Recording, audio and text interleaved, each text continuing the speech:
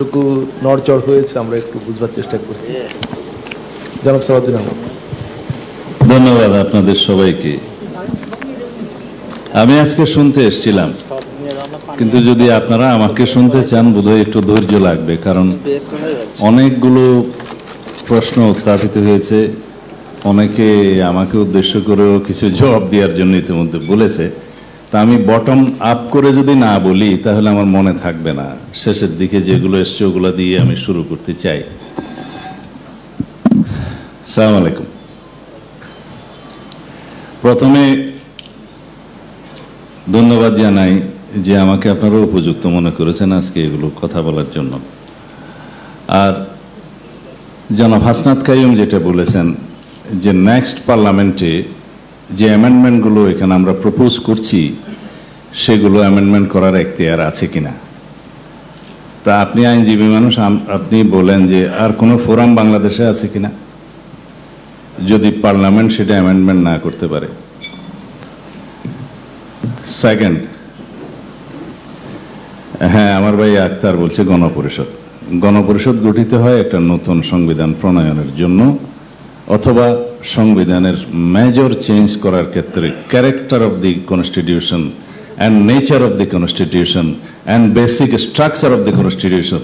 Gentleman, আমি বলবো তিনটা জিনিস, এগুলো যখন পরিবর্তন করতে হয় তখন গণপরিষদ গঠন করা হয়। এবং সেটার ইনস্ট্যান্স কোথাও কোথাও আছে যে যেমন শ্রীলঙ্কায় পার্লামেন্ট ইলেকশনের পরে তারা 2 বছরের জন্য একটা ইনস্ট্যান্স আছে গণপরিষদ রূপে কাজ করেছে অ্যাজ ওয়েল অ্যাজ পার্লামেন্ট, এবং সেই গণপরিষদের সে তারা কনস্টিটিউশন সেভাবে গৃহীত হয়েছিল। This is all about the constituent assembly. Secondly, আপনারা আমার ভাই সিনিয়র অ্যাডভোকেট শিশির মনির এর বক্তব্য শুনেছেন একটা প্রভিশনাল কনস্টিটিউশনাল অর্ডার করা যায় কিনা। এটা ইংরেজিতে ভালো ড্রাফট, এখানে জামায়াত ইসলামের পক্ষ থেকে লিখিত ড্রাফট আকারে 29 নম্বরে আপনাদের যে পত্র দিয়েছেন তার মধ্যে আমরা দেখছি সে বিষয়ে কথা বলছেন। I feel proud of him যে ল ডিপার্টমেন্ট একজন খুব সুপার আইনজীবীর জন্ম দিয়েছে। তো কিছু বিষয় বললে আমি আশা করি আপনারা কিছু মনে করবেন না। এখানে জুডিশিয়ারির ক্ষেত্রে অ্যাডভোকেট শিশির মনির বলেছেন যে হাইকোর্টের ডিসেন্ট্রালাইজেশনের বিষয়ে পার্লামেন্টকে সেটা করতে পারে। হ্যাঁ, পার্লামেন্ট সেটা করতে পারে, তবে সেই ইন্টারপ্রিটেশনটা সুপ্রিম কোর্টের দেয়ার এখতিয়ার যে এটা ultra bias to the constitution or not. সেটা 8th অ্যামেন্ডমেন্টে দিয়েছে যে বাংলাদেশে ডিসেন্ট্রালাইজেশন অফ দ্য হাইকোর্ট এটাকে আনকনস্টিটিউশনাল ডিক্লেয়ার করেছে। কিন্তু আপনারা এখানে যেভাবে ঐকমত্য হয়েছেন সেদিন আমি নোট অফ ডিসেন্ট আকারে দিয়েছিলাম এবং 2বার পার্সু করেছিলাম যে আপনারা এটা যখন প্রফেসর আলী রিয়াজ সাহেব প্রেসকে বলবেন, প্রথম দিন বলেন না, সেকেন্ড দিন আমাদের পার্সুয়েশনের কারণে বলেছে যে এই ক্ষেত্রে সুপ্রিম কোর্টকে আলোচনা করতে হবে যে সুপ্রিম কোর্ট কি বলে, আদারওয়াইজ এটা ইমপ্লিমেন্ট করা যাবে না। আমরা হয়তো পার্লামেন্টে সেই আইনটা পাশ করতে পারবো, কিন্তু পরের দিন সেটা চ্যালেঞ্জড হলে সেটা আনকনস্টিটিউশনাল ডিক্লেয়ার হয়ে যেতে পারে। এইখানে আমি মনোযোগ আকর্ষণ করব আপনাদের সকলের, যে আপনারা এখানে বলেছেন যে basic structure of the constitution change করার কোনো এখতিয়ার পার্লামেন্টের নাই। বেসিক স্ট্রাকচার চেঞ্জ করার এখতিয়ার পার্লামেন্টের আছে। সেই ক্ষেত্রে কিভাবে সেটা লেজিটিমেট করা হবে সেই ক্ষেত্রে আর্টিকেলগুলো বলা আছে যে preamble article 8, 48, 56 and article 142 itself, যেটা অ্যামেন্ডমেন্ট প্রসিডিওর বলা আছে।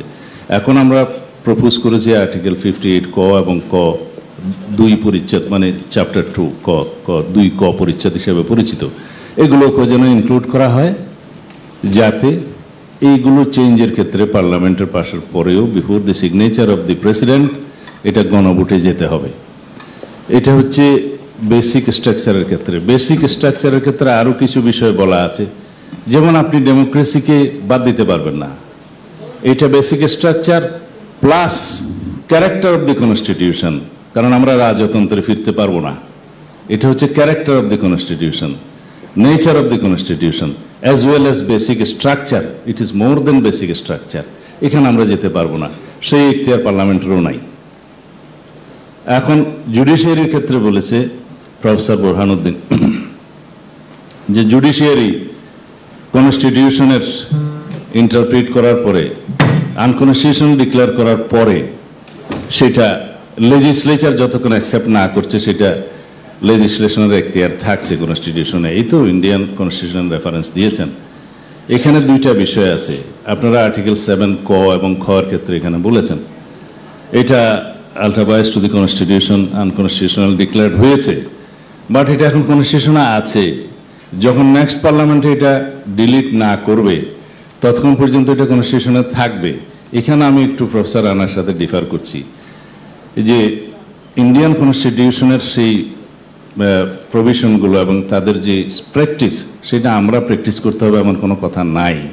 কারণ এই ক্ষেত্রে এই যেমন আমরা মনে করি যে ডক্ট্রিন অফ এক্লিপস যেটা হয়েছে 15th অ্যামেন্ডমেন্ট কেসে হাইকোর্ট যেটা জাজমেন্ট দিয়েছে যে 15th অ্যামেন্ডমেন্টের সেই দফাগুলো আনকনস্টিটিউশনাল ডিক্লেয়ার করা হলো, অর্থাৎ কেয়ারটেকার গভর্নমেন্টের লেজিটিমেসি আসলো এবং সেটা রিইনস্টেট হলো।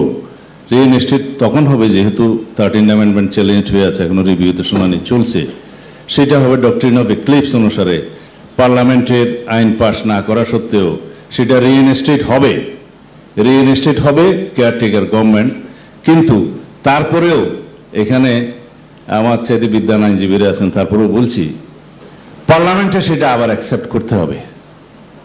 যেহেতু বিল পাসের মধ্য দিয়ে সেটা আসবে, একবার রিইনস্টেট হলো, যেহেতু এটা পার্লামেন্টে আগে ছিল, যেহেতু একবার বিলুপ্ত হলো, সেটা আনকনস্টিটিউশনাল ডিক্লেয়ার হলো, সেই জন্য আবার লেজিসলেচারের ক্ষমতা আছে এবং সেটা করতে হবে, পার্লামেন্টে সেটা আবার অ্যাকসেপ্ট করতে হবে আর বিলের মধ্য দিয়ে কনস্টিটিউশন অ্যামেন্ডমেন্টের মধ্য দিয়ে। তবে আমরা যদি এখন মনে করি যে 15th অ্যামেন্ডমেন্ট সেটা যেহেতু আনকনস্টিটিউশনাল ডিক্লেয়ার হয়ে গেছে সুতরাং রিইনস্টেট হলো কিনা, এখনো হয়নি, যেহেতু 13th অ্যামেন্ডমেন্টটা এখনো চ্যালেঞ্জড হয়ে আছে, সেটা যদি জনগণের পক্ষে আসে রিইনস্টেট আমরা ধরতে পারবো ডক্ট্রিন অফ এক্লিপস অনুসারে।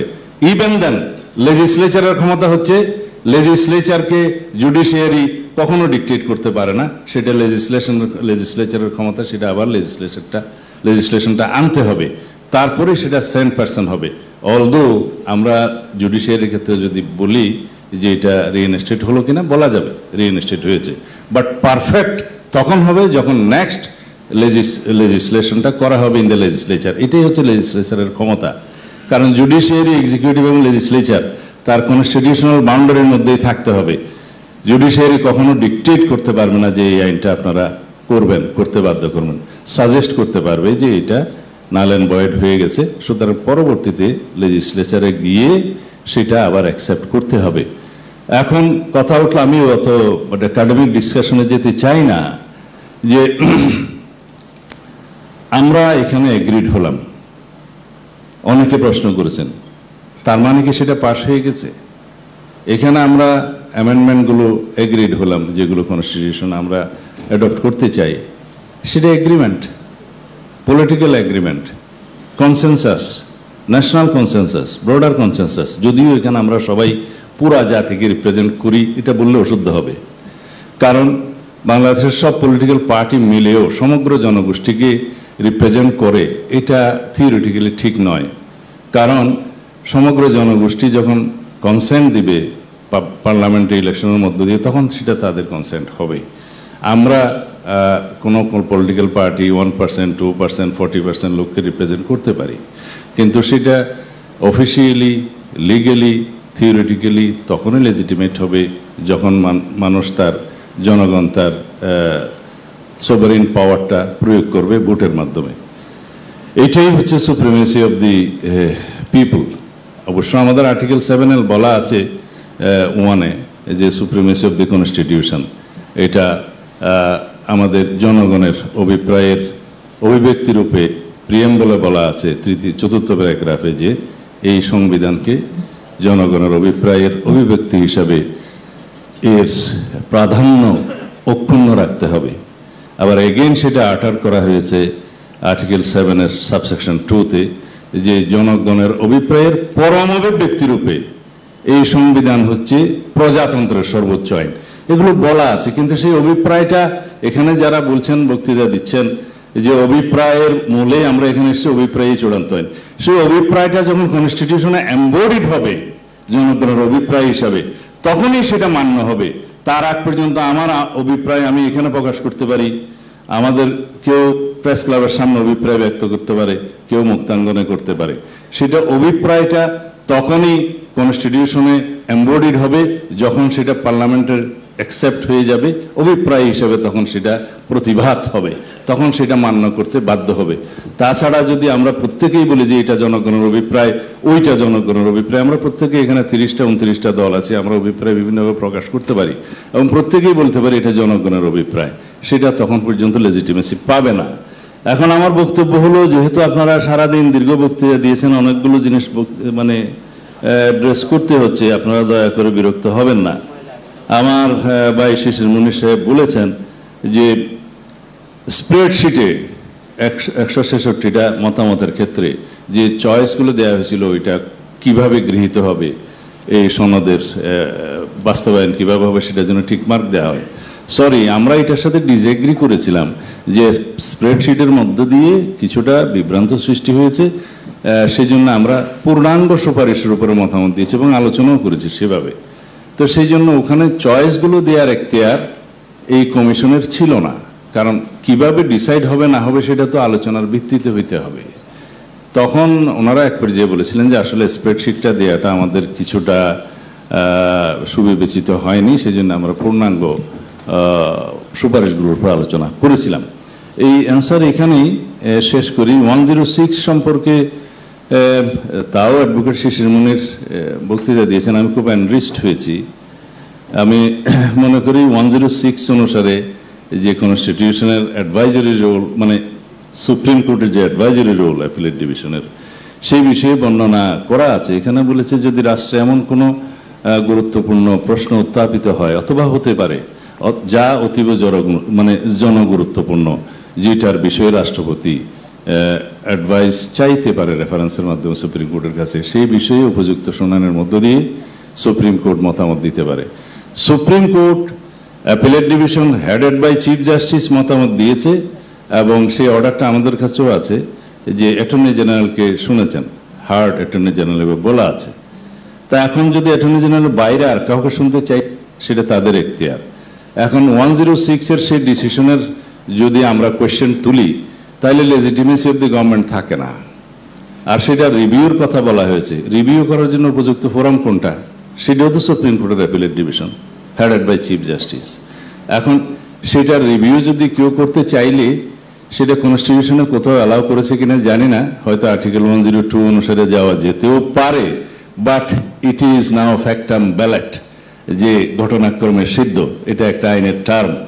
এখন যদি সেই ফ্যাক্টাম ব্যালেটকে আমরা মেনে না নিই তাহলে total legitimacy of the government নিয়ে কোয়েশ্চেন হবে, ফরমেশন অফ দি রিফরমেশন কমিশনগুলো কোয়েশ্চেন হবে, formation of the national consensus commission question হবে।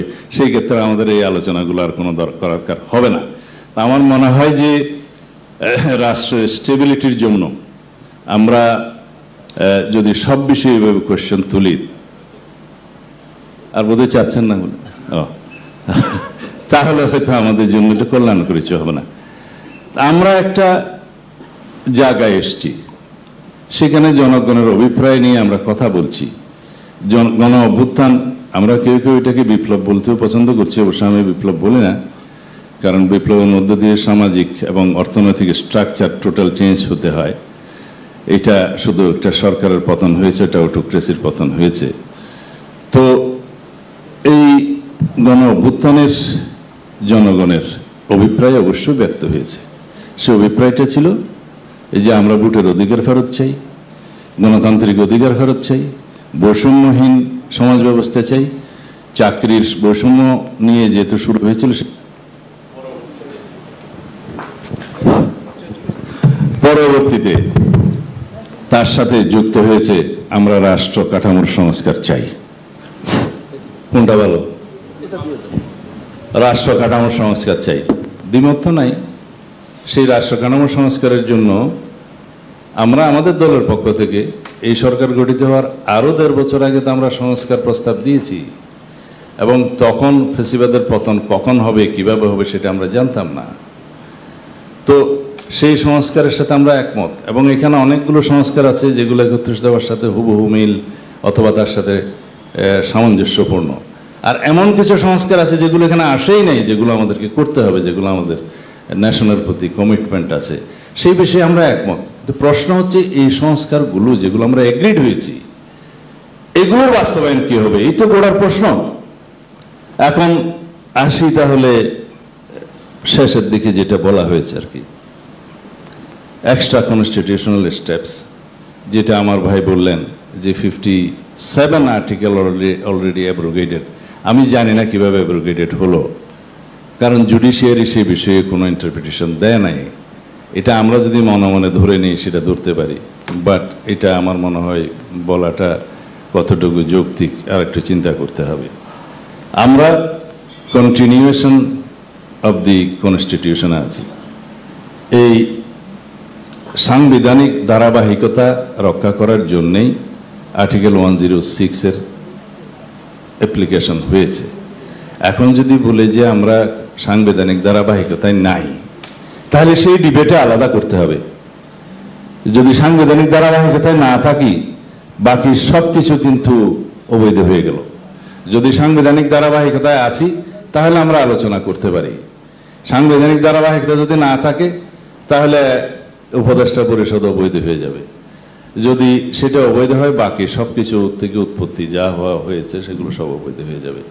যদি আমরা কনস্টিটিউশনের কন্টিনিউশনে না থাকি, সেটা আগে ডিসাইড করতে হবে।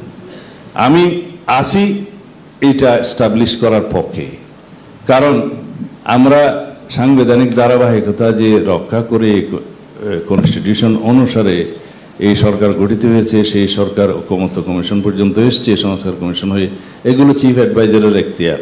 কারণ প্রধান নির্বাহীর এখতিয়ার আছে যে কোনো কমিশন গঠন করে অ্যাডভাইস দেওয়ার জন্য, রিকমেন্ডেশন দেওয়ার জন্য। এখন আমরা এখানে আলোচনা করছি, সেটা মেনেই তো করছি। সেটা আলোচনার প্রথম দিনেই তো আমরা বলতে পারতাম যে এটা কিভাবে গঠিত হলো, এই সংস্কার কমিশন কিভাবে গঠিত হলো, কেন হলো, কারা করলো, এখতিয়ার কি, সে প্রশ্ন তো কেউ তুলি নাই আমরা। দেখা যাচ্ছে আমি মোটামুটি প্রত্যেক বিষয়গুলো একটু টাচ করার চেষ্টা করেছি। এখন দেখা যাচ্ছে লাস্টে যে বিষয়টা এসছে, যে প্রভিশনাল কনস্টিটিউশনাল অর্ডার 2025 নামে একটা ড্রাফট জামাত ইসলামের পক্ষ থেকে দেয়া হয়েছে, সেটা পড়লাম। রেফারেন্স হিসাবে ওনারা বলেছেন, আমি অবশ্য দলের নাম নিয়ে বলাটা উচিত হচ্ছে না, যদিও সবার সামনে আছে, এই জন্যই বললাম আর কি। আপনারা কিছু দয়া করে কিছু মনে করবেন না। প্রভিশনাল কনস্টিটিউশনাল অর্ডার একটা হয়েছিল, তার আগে বাংলাদেশের প্রথম আইন হয়েছে আর্টিকেল 151-এ। আপনারা দেখবেন, আপনারা লয়ার বলেই আমি ধারাগুলো উল্লেখ করছি, আর্টিকেলগুলো। বাংলাদেশের ফার্স্ট আইন হচ্ছে দি continuance Laws Continuance Enforcement Order 1972 dated 10th April 1971, sorry, 10th April. Second law হচ্ছে the Provisional Constitution of Bangladesh Order 1972. কখন হয়েছিল? যখন কনস্টিটিউশন ছিল না, যখন রাষ্ট্র গঠন করা হয়েছে, এই ঘোষণা দেওয়া হয়েছে ডিক্লারেশন অফ ইন্ডিপেন্ডেন্সের মাধ্যমে। তাদের সোর্স অফ পাওয়ার ছিল, তখনকার গণপরিষদ নিজেদেরকে গঠন করিল, এবং ইন্ডিপেন্ডেন্স ডিক্লারেশন অফ ইন্ডিপেন্ডেন্সের মাধ্যমে গণপরিষদ নিজেদেরকে ঘোষণা করে এই ভূখণ্ডের জন্য যারা নির্বাচিত হয়েছিল, যদিও পাকিস্তানের জন্য। তারপরেও সেই ইলেকশনের প্রধানতম উদ্দেশ্য ছিল একটা কনস্টিটিউশন ফ্রেম করা। যেহেতু সেই পার্লামেন্ট কল করার পরেও সেটা পেন্ডিং করে দেয়া হলো, তখন নিজেদেরকে এই গণপরিষদ গঠন করা হলো, এবং যেহেতু একতরফা যুদ্ধ ঘোষণা করা হয়েছে, সেজন্য নিজেদেরকে রাষ্ট্র হিসাবে ঘোষণা দেয়া হলো। সেই গণপরিষদের মাধ্যমে সোর্স অফ পাওয়ার হিসাবে প্রেসিডেন্ট, ভাইস প্রেসিডেন্ট এবং মন্ত্রিপরিষদ গঠন করার ক্ষমতা দেওয়া হলো। এবং তাদেরকে নির্বাহী ক্ষমতা, আইন প্রণয়নের ক্ষমতা, রাষ্ট্রপতির ক্ষমা প্রদর্শনের ক্ষমতা সহ সার্বিক ক্ষমতা দেওয়া হলো। তার উপর ভিত্তি করে পরবর্তীতে প্রেসিডেন্ট অর্ডারের মাধ্যমে রাষ্ট্র পরিচালিত হয়েছে এবং ততদিন পর্যন্ত প্রেসিডেন্ট অর্ডার অনুসারে রাষ্ট্র পরিচালিত হয়েছে যতদিন পর্যন্ত 1973 সালে সংসদ নির্বাচন হয়ে, অধিবেশন হয়ে, স্থগিত হয়ে রাষ্ট্রপতি অর্ডিন্যান্স জারির ক্ষমতা পেল না, ততদিন পর্যন্ত। কনস্টিটিউশন গৃহীত হওয়ার পরে 4 নভেম্বর 1972 অ্যাকশন দেওয়া হলো, এটার ইফেক্ট দেওয়া হলো 16 ডিসেম্বর 1972। তখনও পর্যন্ত প্রেসিডেন্ট অর্ডারেই চলেছে। এরপরে কনস্টিটিউশন অনুসারে পার্লামেন্ট ইলেকশন হয়েছে, পার্লামেন্ট গঠিত হওয়ার পরে সেশন হয়েছে, সেশন স্থগিত হওয়ার পরে যে কনস্টিটিউশন আর্টিকেল 93 অনুসারে অর্ডিন্যান্স জারির ক্ষমতা প্রেসিডেন্ট পেয়েছে, তার আগ পর্যন্ত এই প্রেসিডেন্ট অর্ডারে পিইউতে চলেছে। এখন এগুলোকে সবগুলোকে লেজিটিমেসি কিভাবে দেওয়া হলো? সেই কনস্টিটিউশন গৃহীত হওয়ার মধ্য দিয়ে, এবং যে আইনগুলো আমি কথা বললাম সেগুলো সব রিপিল করা হয়ে গেল আর্টিকেল 151 অনুসারে। বলা হলো কনস্টিটিউশন ফ্রেম হয়ে গেছে, এগুলো এখন রিপিল। এখন যদি আমরা সেই অবস্থায় থাকতাম, আমি বলতাম যে ঠিক আছে, স্পেশাল প্রভিশনাল কনস্টিটিউশন অর্ডার এখন করা যাবে। আমরা কি সেই অবস্থায় আছি? নাই তো। আমাদের একটা কনস্টিটিউশন আছে, এই কনস্টিটিউশন আমরা মেজর অ্যামেন্ডমেন্টগুলো প্রপোজ করছি। আমরা মোটামুটি সবাই এক জায়গায় এসেছি, এখানে কিছু কিছু পয়েন্টের নোট অফ ডিসেন্ট আছে। আমরা let us have a discussion যে এটা কিভাবে ইমপ্লিমেন্ট করা যায়, সেই আলোচনাই তো আজকে হচ্ছে। এখন ইমপ্লিমেন্টেশনের পর্যায়ে আমাদের যে সাজেশন এবং 29টা দলের যে সাজেশন, সেটা রিটেন আপনাদেরকে দেওয়া হয়েছে, আপনারা এটা কম্পাইল করে আমাদেরকে দিয়েছেন, থ্যাংক ইউ। তারপরেও আপনারা আলোচনায় দেখেছেন, সেই জন্য আরো ধন্যবাদ। এই আলোচনার প্রেক্ষিতে আমরা যদি একটা জায়গায় যেতে পারি তাহলে সবচেয়ে খুশি হব আমরা, কারণ এই আনসার্টেনিটি নিয়ে বেশি দিন আর কন্টিনিউ করা যাবে না। আমি মনে করি মাননীয় প্রধান উপদেষ্টা রাইটলি আটার করেছিলেন যে এটা একটা জাতীয় প্রতিশ্রুতি। এই জাতীয় প্রতিশ্রুতিটা রিটেন এমবডিড করে আমরা যারা এখানে আলোচনা করছি সবাই মিলে আমরা এগ্রিড হই, সিগনেচার করি, আমরা একটা বিশাল জাতীয় আনুষ্ঠানিকতার মধ্য দিয়ে সেটা লঞ্চ করি, জাতি দেখুক এবং এই প্রতিশ্রুতিগুলো ওয়েবসাইটে যাক। আমরা সবাই প্রত্যেকটা দলের ম্যানিফেস্টোতে সেটা উল্লেখ করি, উল্লেখ করার পরে সেটা এই কমিটমেন্টে যাই যে যারাই পার্লামেন্টে যাবে তারা এটা বাস্তবায়ন করবে। এখন প্রশ্ন আসে, সেটার গ্যারান্টি কি? এই জবাব তো আমাদের কাছে নাই। সেটার গ্যারান্টির প্রশ্ন যদি আপনারা তোলেন তাহলে সেই জবাব আমরা দিতে পারবো না, আমরা শুধু কমিটমেন্ট দিতে পারবো। তবে আমরা তারপরও আহ্বান করেছিলাম যদি এটা বাস্তবায়নের ক্ষেত্রে আইনগত ভিত্তির কথা আপনারা যারা তুলছেন, সেই রকম যে কোনো একটা আইনগত ভিত্তি যদি প্রসিডিউর যদি আপনারা বের করতে পারেন তার সাথে আমরা একমত হব। সেই জন্যই আমরা আলোচনায় আসছি। সেটা কি আপনারা বের করতে পেরেছেন? আজকে যে কাগজটা দিয়েছেন ঐকমত্য কমিশনের পক্ষ থেকে, যে 29টা দলের যে সমস্ত প্রস্তাব এই সনদ বাস্তবায়নের প্রেক্ষিতে, তার মধ্যে মুদ্রা বিষয়ে 6টা আইটেম আপনারা এখানে কম্পাইল করেছেন যে এই মতামতগুলো এসছে বিভিন্ন রাজনৈতিক দলের পক্ষ থেকে। তারপর আপনারা এটাও বলেছেন যে পরবর্তীতে আরো বিস্তারিত আলোচনার পরিপ্রেক্ষিতে জুলাই জাতীয় সনদ 2025 অন্তর্ভুক্ত হওয়া বিষয়সমূহকে, যার মধ্যে ভিন্নমত অবলিক নোট অফ ডিসেন্ট আছে উইদিন ব্র্যাকেট, সেগুলো 4 ভাবে বাস্তবায়নের জন্য পরামর্শ দিয়েছেন। এর উপর আমি আলোচনা করতে চাই। এর বাইরের আলোচনাগুলো হচ্ছে আমাদের বিভিন্ন রাজনৈতিক দলের মতামত, সেটার উপর আলোচনা করা আমার সঠিক হবে না, যদিও ইতিমধ্যে কিছু করে ফেলেছি। এই 4 ভাবের মধ্যে আপনারা দিয়েছেন অধ্যাদেশ জারির মাধ্যমে এবং নির্বাহী আদেশের মাধ্যমে। এই বিষয়ে তো আমরা একমত হয়েছি, যেগুলো কনস্টিটিউশনকে টাচ করে না সেগুলো আপনারা অধ্যাদেশ এবং নির্বাহী আদেশ এবং অন্যান্য আদেশের মাধ্যমে করতে পারেন। কিন্তু তার বাইরে যেগুলো সাংবিধানিক বিষয়গুলো নিয়ে আলোচনা করা হয়, সে আলোচনাগুলোর মধ্যে আমরা এখন মোটামুটি আলোচনা এভাবে যেতে পারি যে আপনারা বলেছেন, আমার বাড়িতে উঠে গেল মনে হয়, যে প্রেসিডেন্ট জিয়ার রেফারেন্সে আমার ভাই জনাব হামিদুর রহমান আজাদও বলেছেন, অ্যাডভোকেট শিশির মুনির সাহেবও বলেছেন, এই রেফারেন্সটা টেনেছেন যে প্রোক্লামেশন জারির মধ্য দিয়ে কনস্টিটিউশনকে চেঞ্জ করা হয়নি। এই প্রশ্নের উত্তর হচ্ছে কনস্টিটিউশন প্রোক্লামেশন জারির মধ্য দিয়ে চেঞ্জ হয়নি, কারণ তখন কনস্টিটিউশন স্থগিত ছিল। স্থগিত থাকার কারণে রাষ্ট্র পরিচালনার স্বার্থে প্রোক্লামেশন জারি করতে হয়েছে। সেই প্রোক্লামেশনের লেজিটিমেসি দিয়েছে কোথায়? বাংলাদেশের দ্বিতীয় জাতীয় সংসদের অধিবেশনে সে 5th অ্যামেন্ডমেন্ট বিল আনার মধ্য দিয়ে, এটা একটা 1 পৃষ্ঠার অ্যামেন্ডমেন্ট, যে প্রোক্লামেশনগুলোর মাধ্যমে এই যে কনস্টিটিউশনাল প্রভিশনগুলো জারি করা হলো সেগুলোকে 5th অ্যামেন্ডমেন্টে অন্তর্ভুক্ত করে চতুর্থ তফসিলে সেটা ইনক্লুড করে এটাকে 5th অ্যামেন্ডমেন্ট হিসেবে গ্রহণ করা হলো। তার মধ্য দিয়ে বাকশালের বিলুপ্ত হলো, বহুদলীয় গণতন্ত্রের প্রবর্তন হলো। এবং এরপরে অন্যান্য যে চেঞ্জেস আসছে জুডিশিয়ারির ক্ষেত্রে, সুপ্রিম জুডিশিয়াল কাউন্সিলের ক্ষেত্রে, আরও অন্যান্য ক্ষেত্রে যে সমস্ত বৈপ্লবিক পরিবর্তন এসছে সেটা গৃহীত হলো কখন? যখন পার্লামেন্টের বৈধভাবে বিল আনা হলো তখন। যদি এই প্রোক্লামেশনগুলো সংবিধান চেঞ্জ হয়েছে বলা হয়, এটা একটা রং ইন্টারপ্রিটেশন। রাষ্ট্র পরিচালনার ক্ষেত্রে এটা ফরমান হিসেবে প্রোক্লামেশন হিসেবে জারি হয়েছে। এখন যদি এখন যদি আমাদের সংবিধান বহাল থাকে, আপনারা যদি সবাই স্বীকার করেন যে সংবিধান বহাল আছে, তাহলে প্রোক্লামেশন জারি করার কোনো সুযোগ নেই। এবং সংবিধান প্রোক্লামেশন জারির মধ্য দিয়ে স্পেশাল প্রভিশনাল কনস্টিটিউশনাল অর্ডারের মধ্য দিয়ে পরিবর্তন করা যায় না, কারণ সেই এখতিয়ার কারণেই। সেই এখতিয়ারটা যদি প্রয়োগ করতে হয় আপনাদের সাজেশন অনুসারে, যদি প্রেসিডেন্ট, এখানে যেভাবে দেখেছি প্রেসিডেন্টকে এখতিয়ার দেওয়া হবে সেই প্রভিশনাল কনস্টিটিউশনাল অর্ডার জারি করার জন্য, প্রেসিডেন্ট এই আনকনস্টিটিউশনাল কাজটা করতে পারেন না। কারণ আজকে উনি ইমিউনিটি অ্যান্ড প্রিভিলেজ বুক করছেন প্রেসিডেন্ট হিসাবে, কালকে যখন উনি সেটা থাকবেন না তখন তার কনস্টিটিউশনাল ভায়োলেশনের জন্য এটার বিরুদ্ধে অভিযোগ উত্থাপন করা যাবে এবং সেটা প্রপার আদালতে যাবে। কিন্তু আমরা কি সেই নজির স্থাপনের জন্য কোনো সাজেশন দিতে পারি?